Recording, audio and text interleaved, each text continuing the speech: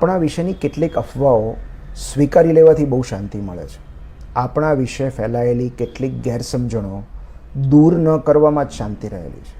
કારણ કે કેટલાક લોકોના મનમાં રહેલી આપણી છબી આપણે ક્યારેય બદલી શકવાના નથી.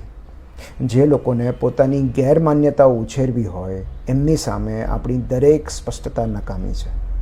લોકો આપણને યોગ્ય રીતે સમજે એ માટે આપણે કેટલા પ્રયત્નો કરતા હોઈએ છીએ. આપણે ક્લેરિફાઈ કરીએ છીએ, ખુલાસા આપીએ છીએ, મેસેજ કે ફોન કરીએ છીએ, સાબિતીઓ આપીએ છીએ, કારણ કે આપણે ગેરસમજણ નથી ઈચ્છતા હોતા. તેમ છતાં કેટલાક લોકો આપણા વિશે એવી જ વાતો ફેલાવશે જે એમને સારું ફીલ કરાવશે. હીરોનું પાત્ર ભજવવા માટે કેટલાક લોકો પોતાની વાર્તામાં આપણને નેગેટિવ રોલમાં રાખતા હોય છે. આપણે એ લોકોને વાર્તા કહેતા નહીં રોકી શકીએ, પણ એમની વાર્તાઓને ગંભીરતાથી લેવાનું ચોક્કસ બંધ કરી શકીએ. જેમણે ઓલરેડી ચુકાદો આપી દીધો હોય એમની સામે દલીલો કરવી વ્યર્થ છે. જેઓ પોતાની ગેરસમજણને કમિટેડ હોય એમનો ભ્રમ તોડવા માટે આપણે શું કામ શાંતિ ગુમાવવી જોઈએ?